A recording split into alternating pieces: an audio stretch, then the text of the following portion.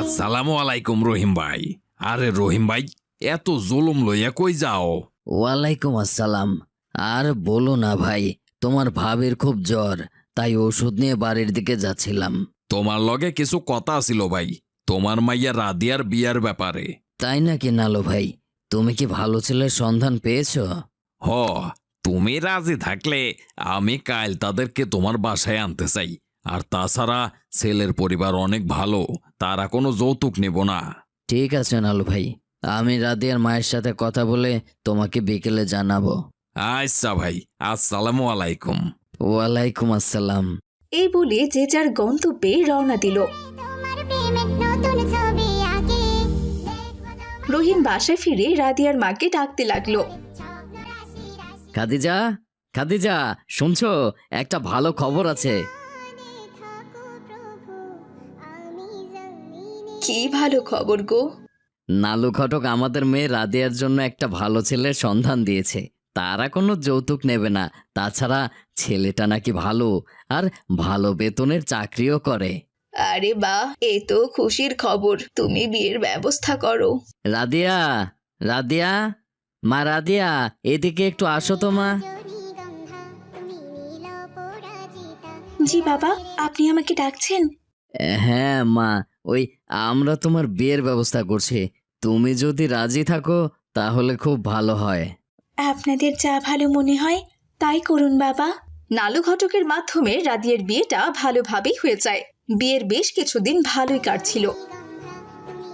একদিন রাদিয়ার শাশুড়ি রেহানা বেগম রাদিয়াকে ডেকে বলল, দেখো রাদিয়া, আমরা তো তোমার বাবার কাছে কোনো যৌতুক দাবি করিনি। জামাই হিসেবে তোমার বাবার তো উচিত একটা মোটর সাইকেল দেওয়া। তাছাড়া আমার ছেলে প্রতিদিন হেঁটে হেঁটে অফিস যায়, তুমি তো দেখোই। কিন্তু মা, মোটর সাইকেল কেনার মতো সামর্থ্য তো আমাদের নেই।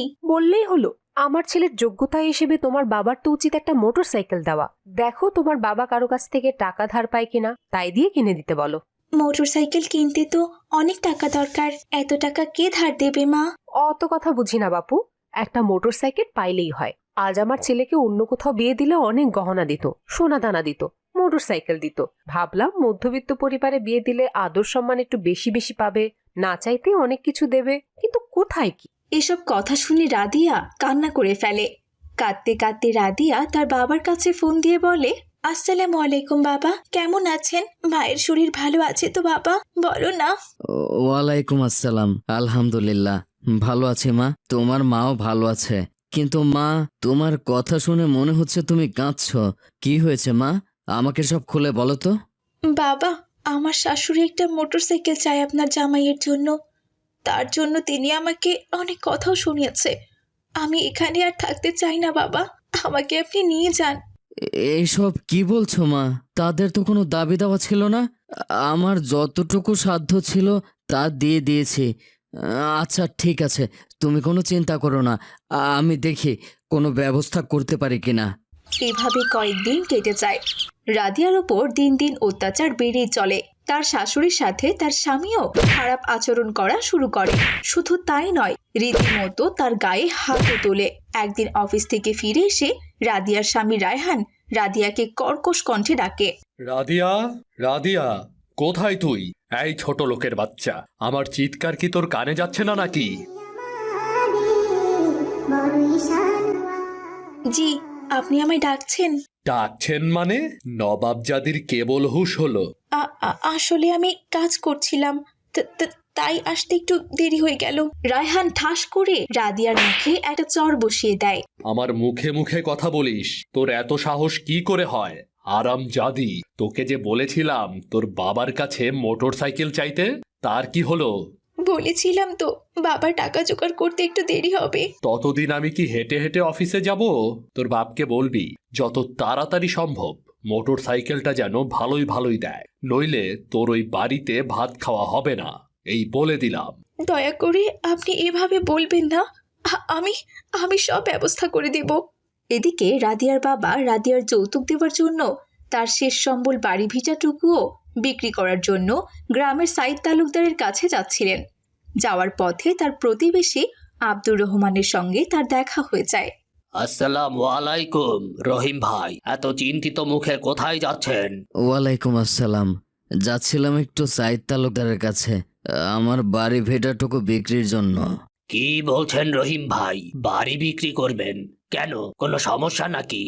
হ্যাঁ ভাই, মেয়ে জামাইকে একটা মোটর সাইকেল দিতে হবে, নইলে সে মেয়েকে ডিভোর্স দেবে, তাই বাধ্য হচ্ছে বাড়িটা বিক্রি করতে। রহিম ভাই, আপনার এত বড় সমস্যা, আপনি আগে বলেননি তো? ইসলাম ধর্মে যৌতুক হারাম, যৌতুক দেওয়া এবং নেওয়া সমান অপরাধ। যদি কিছু মনে না করেন, আমাকে কি আপনার মেয়ের শ্বশুর বাড়ি নিয়ে যাবেন? যাবেন ভাই, চলেন। আমার যেতে সমস্যা নেই। আমার কিছু কথার জন্য মেয়ের সংসারটা যদি সুখের হয়। ঠিক আছে ভাই, চলেন যাই। এই বলে দুজন রাদিয়ার শ্বশুরবাড়ির উদ্দেশ্যে রওনা দেয়। রাদিয়ার শ্বশুরবাড়িতে গিয়ে দেখে রাদিয়ার স্বামী রায়হান রাদিয়াকে অনেক মারধর করছে। রাদিয়া তার বাবাকে দেখে হাউ মাউ করে কাঁদতে থাকে। বাবা, আমি আর এখানে থাকতে চাই না। সামান্য একটা মোটরসাইকেলের জন্য ওরা আমার উপর নির্মম অত্যাচার করে। আমাকে আপনি আপনার সঙ্গে নিয়ে যান বাবা, আর থাকতে চাই না এখানে। সব সমস্যার সমাধান হবে রে মা, চিন্তা করিস না। একটু ধৈর্য ধর, তোর আব্দুর রহমান চাচাকে সঙ্গে এনেছি, দেখি তিনি কি করেন। কি হয়েছে বাবা রায়হান? আর বলবেন না চাচা, এমন ঘরে বিয়ে করেছি যাদের একটা মোটর সাইকেল কিনে দেওয়ার সামর্থ্যই নেই।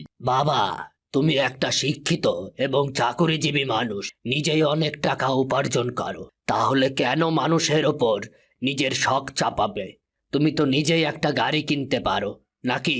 আমি এত বুঝি না চাচা, আমাকে একটা মোটর সাইকেল দিলেই হয়, তাহলে তো তার মেয়ে সুখে থাকে, তাই না? আমিও সুখে রাখবো তাকে। আমি সামান্য কটা টাকা বেতন পাই বাবা, সেই টাকা দিয়ে মোটর সাইকেল কিভাবে কিনবো? বাড়িটা বিক্রি না করলে মোটর সাইকেল কেনা হবে না। আমি সংসার চালাতে হিমশিম খাচ্ছি। শোনো বাবা, প্রত্যেকটা মেয়ে তার বাবার কলিজা, সেই কলিজাটাই তো তোমাকে দিয়েছে। তাছাড়া তোমার বিয়ের সময় তো কোনো কিছু চাওয়া পাওয়া ছিল না, তাহলে এখন কেন মোটর সাইকেলের কথা বলছো?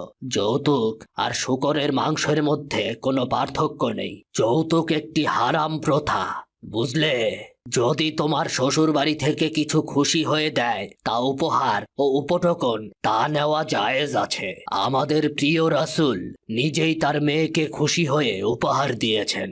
তুমি তো তোমার শ্বশুরের ওপর জুলুম করে জিনিস নিচ্ছ, এটা হারাম। কাউকে কষ্ট দিয়ে জিনিস নেওয়া ইসলাম সমর্থন করে না বাবা। আর কাউকে কষ্ট দিয়ে জিনিস নিলে তার ফলও ভালো হয় না, উপকারের চেয়ে ক্ষতি বেশি হয়। ইসলাম যৌতুককে হারাম করে দিয়েছে। তুমি এই সামান্য একটা মোটর সাইকেলের জন্য রাদিয়ার ওপর অত্যাচার করছো, এটা কিন্তু ঠিক না, কোনোভাবেই ঠিক না।